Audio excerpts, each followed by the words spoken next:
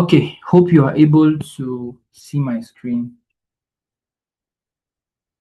So, during our last session, we ended up with by introducing by talking about digital safety.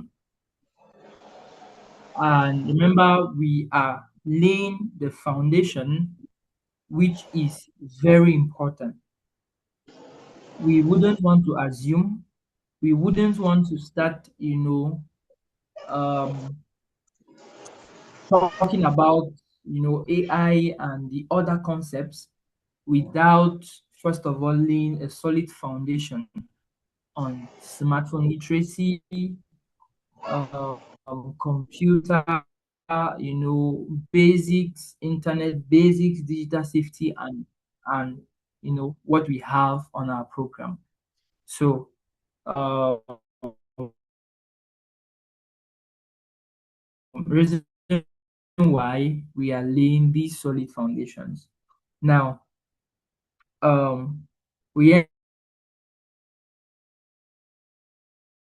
ended up we're looking at you know digital safety tips. These are all interconnected to the internet. None of us remains safe. So,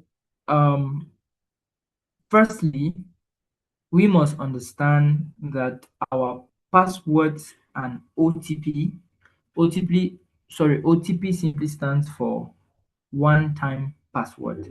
So our passwords and OTP must be kept safe. Our passwords must be strong enough, and we must keep our OTP codes private. Now, in case you are wondering what an OTP is, usually when you are, for example, resetting your password on maybe an online platform, they send you a code. Sometimes, in order to log in, for example, on WhatsApp, what most of these hackers do sometimes is they deceive people saying that, okay, maybe there is a meeting you have to join. A code will be sent to your phone. Take that code and send to me. We'll add you in the meeting. So what most people don't, so behind the scenes, what the scammer will do is going to try logging in on WhatsApp with your phone number, and WhatsApp is going to send you a code. And then once you send that code to that scammer, he then or hacker, he then has unauthorized access to your WhatsApp account. And so it's very important to keep your one-time passwords private. Make sure you have strong passwords. In a moment, we are going to look at an example of a strong password. Now we must be careful with scam messages. We must be scam aware.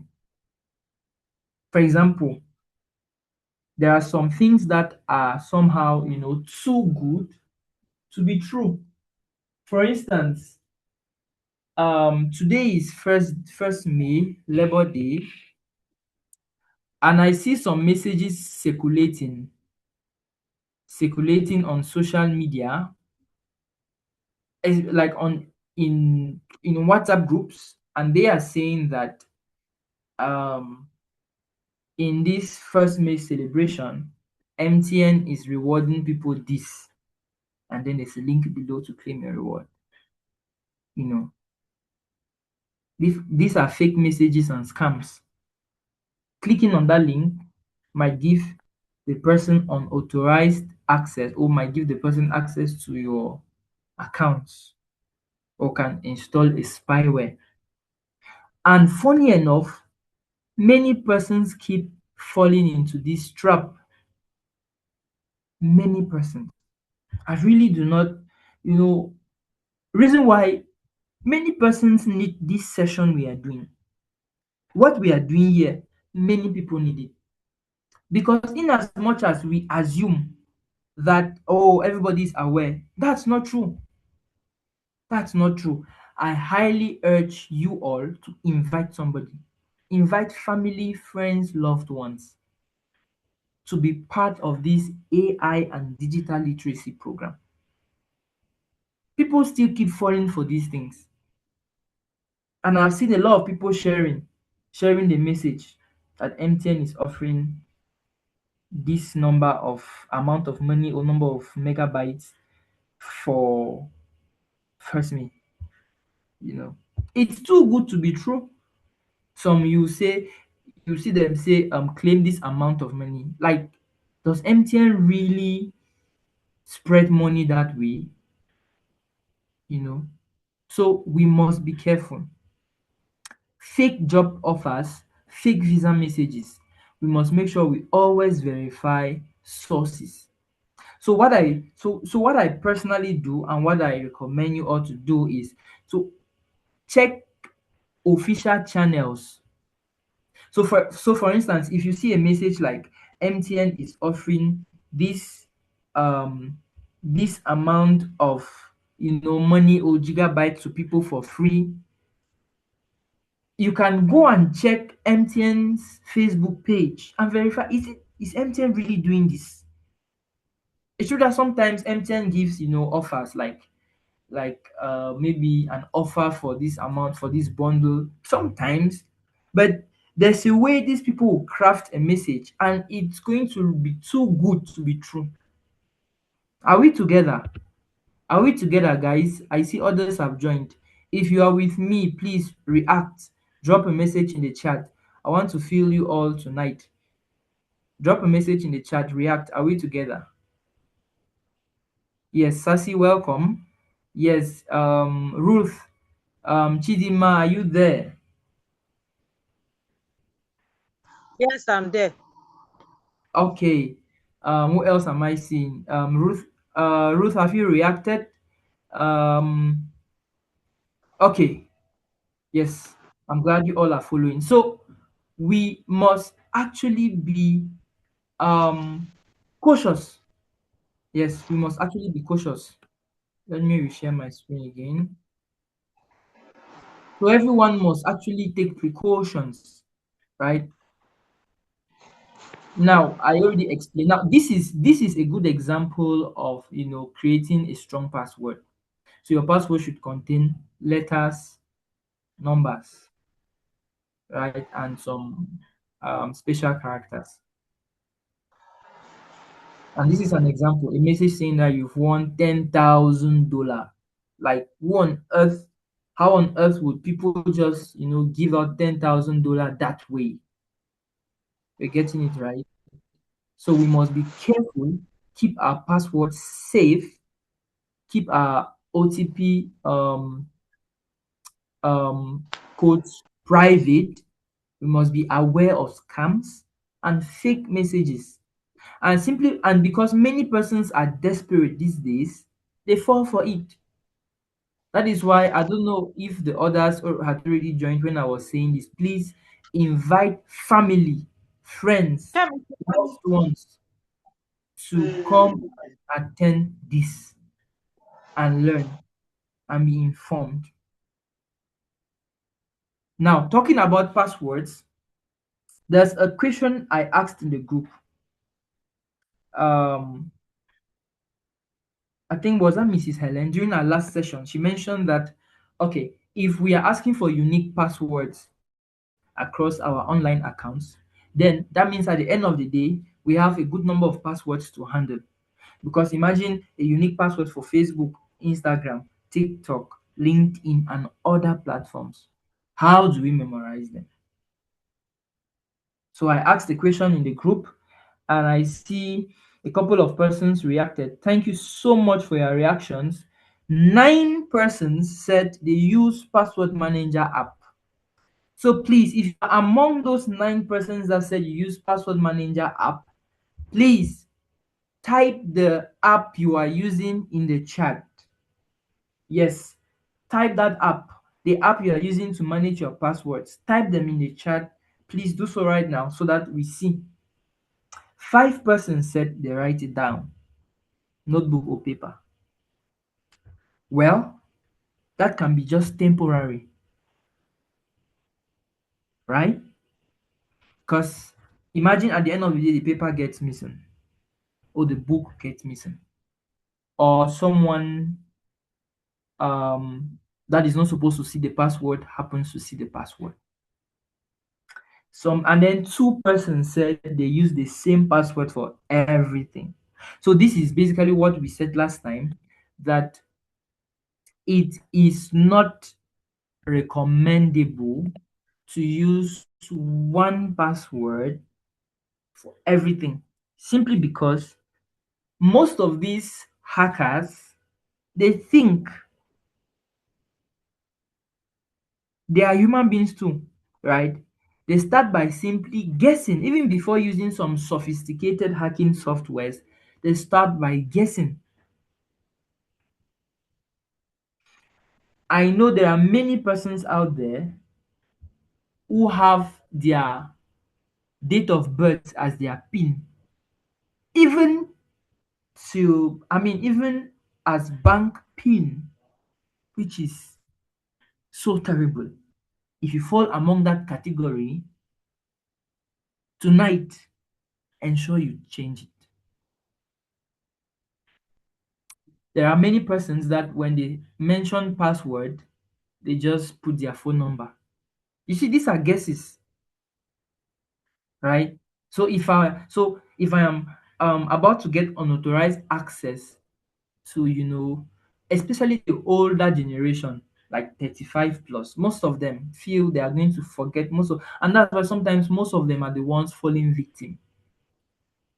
We start guessing your date of birth, your phone number, your family name, something around that would fall amongst, can be the password.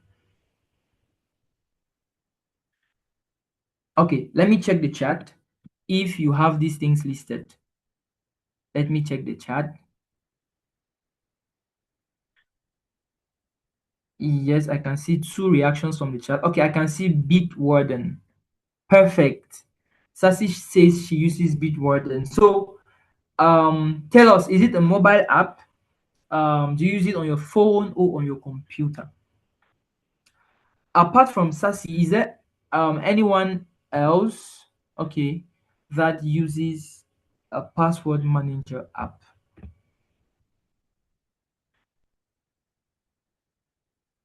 So we have Bitwarden. It's a perfect example. Most of them have web and mobile version, like desktop and smartphone version. And we also have one password. So there's Bitwarden, there is one password. So how does this work? It's quite simple. It's quite simple. Um, you save your passwords in them, and then you are mandated to just please give me a second. Let me turn down this call.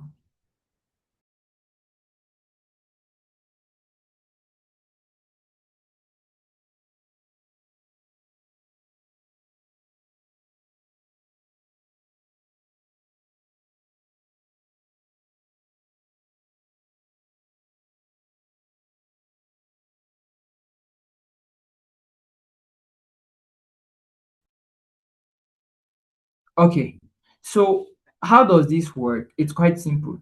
You are mandated to just memorize, your master password, because when these other passwords are kept in this application, in order to access the app, you have to, unlock the app. So which is your master password. So once you have that, you have access to all those passwords. But also there are people who make use of Chrome password manager or Google password manager. I think this is most practical with the majority, um as many persons have a Google account, and most are on Android smartphone. or at least use Windows. So they make use of that. So with Google Password Manager, it's basically the same thing. You just have to memorize your Google password, and once you log into Chrome, you have access to all other passwords. For instance, I am connected to, this is Chrome here. I am signed in. Oh, let me share my screen. Second.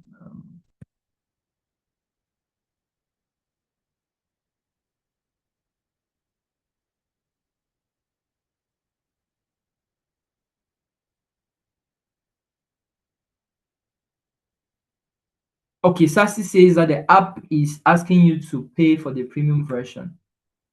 Okay. Now,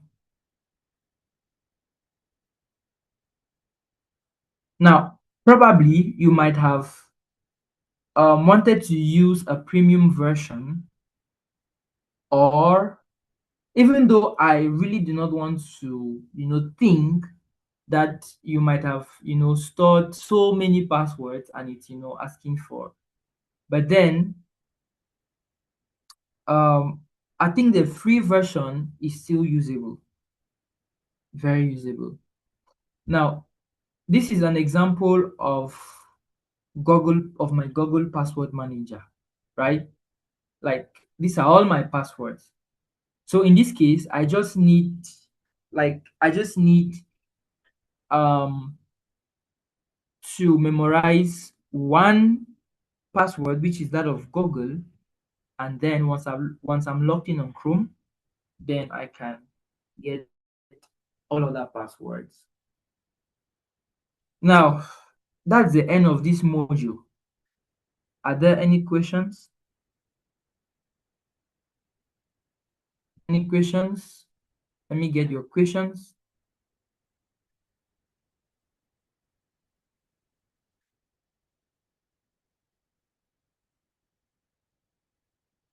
Okay, the silence means there are no questions. Perfect. So let's move on to a new module, which is computer, internet, and digital navigation. Computer, internet, and digital navigation. So in this module, you're going to, grasp an understanding about the internet, navigating the digital world, and some, basics about the computer, which is enough, which is going to lay a good foundation as we move ahead.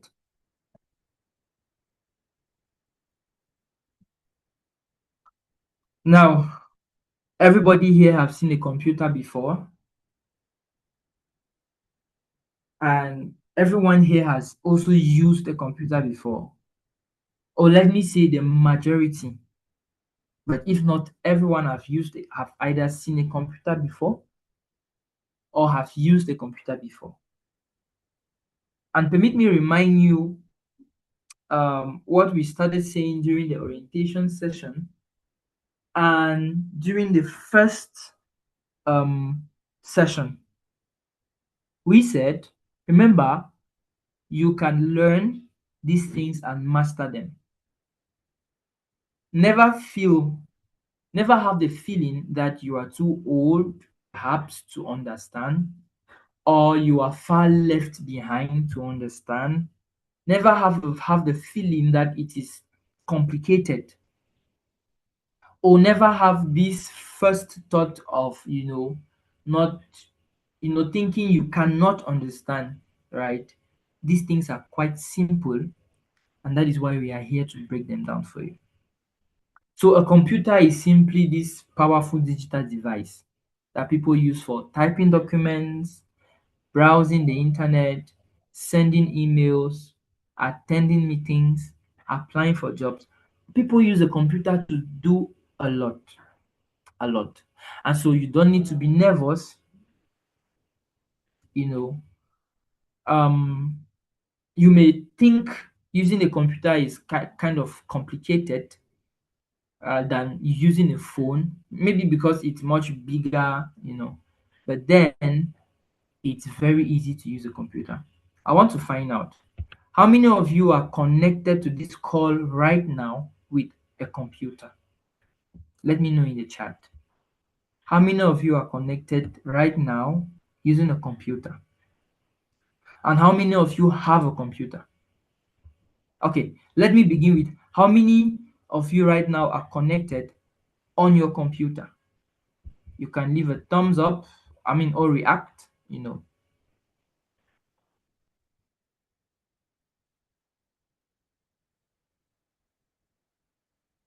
Okay, Sassy, I have noted your question. I will get to that. Yes, I want to find out how many of us right now are using a computer. None. Okay. How many of us right now have a computer? Perhaps you just have and you are not using, or you are not using it that much. Can I see your reaction, please? Okay. Chidima, what do you mean by 5? Um, okay. Sassy says I have and use. Perfect. Thank you.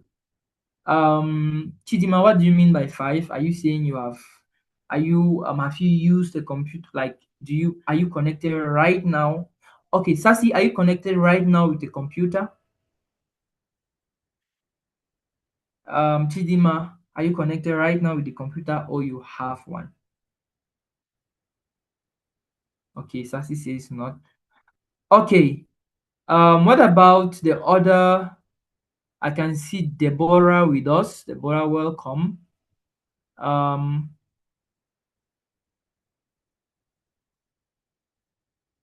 okay, Sassy says, but I know how to connect with it. Perfect. Deborah says, I have a computer, but I'm currently using my phone. Thank you so much. Okay, let's move ahead.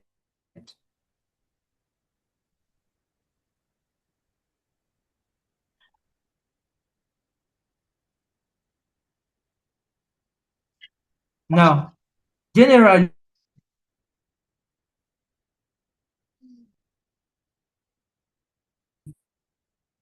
down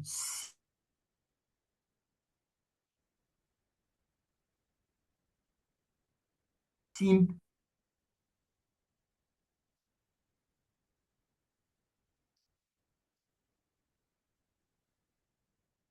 to the simplest form, desktop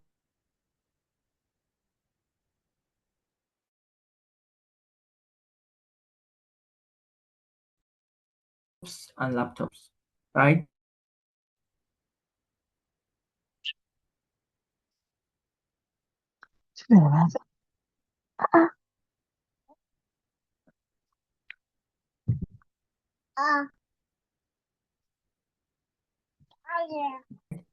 Laptops are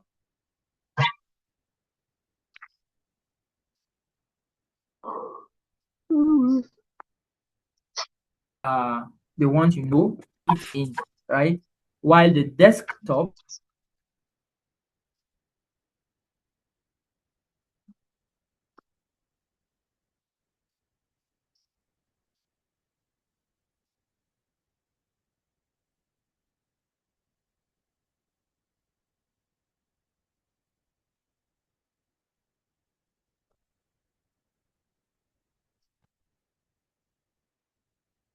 okay, sorry, network. I'm back.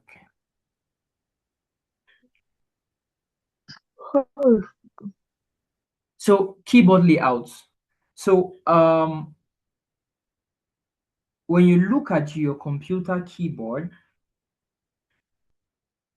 you would mostly see on the first row of letters, you have either QWERTY, AZERTY, or QWERTY. Now, if you have your computer beside you at home there now, you can just throw a look at your keyboard and see what you have. The first row of letters, you have QWERTY, AZERTY, and QWERTY. So it is good to know that these are different keyboard layouts. Now, QWERTY is mostly referred to as the English keyboard, right? It's most common, while AZERTY for French and QWERTY for it's the German layout, mostly Central Europe. What I presently have on my computer right now is QWERTY, right? It's a computer from Germany.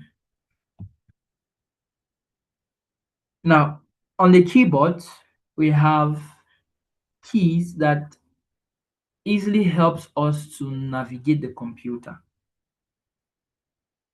and I call them keyboard shortcuts. Most beginners sometimes don't use these things, but I'm bringing them here tonight because I want you to not just know them, but start using them. Start bringing up that pro vibe. Are we together? Yes. Start bringing up that pro vibe. Well, it's not just to impress, it's not to impress anybody, but it kind of make your work easier. You know the role of shortcuts, right? Shortcuts. So you know the regular save, right? But if you're on Windows, for example, you can use Control S, right? If you are on Mac, you can use CMD plus S to save. Similarly for copy, Control C for copy, Control plus V for paste, Control X cut, Control Z undo. While the alternative for control,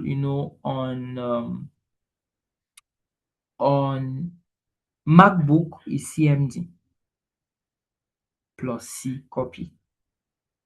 So this is good to know and also, use them. Very important. Now, lastly for tonight, it is necessary to organize your computer. I don't know if there are people here like me who feel somehow when you find a messy desktop. Now, let me show you my desktop. This is my desktop. It's quite organized. Have you ever seen someone's desktop with so many files and icons, like files are just scattered all over the desktop? How I wish some of you here could show us how your desktop looks right now. Dennis, Sassy, everyone, how does your desktop look right now? Is it organized, or you have files littered all over the desktop? So it's very important to organize your computer. How can you do that? Number one, make use of folders and subfolders, and give them meaningful file names. So for instance, if I have a project I'm working on, I would create a new project folder, let's say this, and call it, for example, AI lessons, right? And I keep it here. And within the project AI lessons, there might be maybe cohort 1, cohort 2, cohort 3. So all I do is I create a new folder and say cohort 1. So that way, my files, media, video, text, they are all organized. They are all organized. So it's very important to keep your computer organized. Keep your desktop clean and regularly do some backup. Now, I want to ask you here listening to me right now. If someday your computer, gets burnt, we never pray for such, but what if it happens? Have you backed up your important files? Perhaps on the cloud, Google Drive, OneDrive, to prevent data loss, or an external drive. We are going to look at that. Guys, anticipate so much for the upcoming sessions because we are going to cover some of these things. And also, you must update software and maintain your system regularly for security. So, I am using Windows 11 right now. You might be using Windows 10 or other operating systems, but they are basically almost the same in working. For instance, for my case, Windows 11, I simply need to go to my settings here, and then I might want to search for updates. So here we have Windows Update, uninstall updates, check for updates, right? I might want to check for updates and then download an update. Mine shows last check today. So I want you all to note that the computer itself makes it easier for you to use. Most of the features are self-explanatory. You can use search. In some cases, whenever you place your pointer on a feature, it explains. You see a little message explaining. For instance, I just placed my pointer here and it tells me to switch input methods, press Windows key plus space. Similar with computer programs. So I urge you to organize your computer. So we are going to call it, for today, this is 8:45, but I highly encourage you to invite someone, invite friends, invite family, so they can equally learn. Anticipate for the next session on Tuesday. We are going to be touching operating systems and so many other interesting things. Thank you so much for listening. If you have any questions, please drop them in the chat.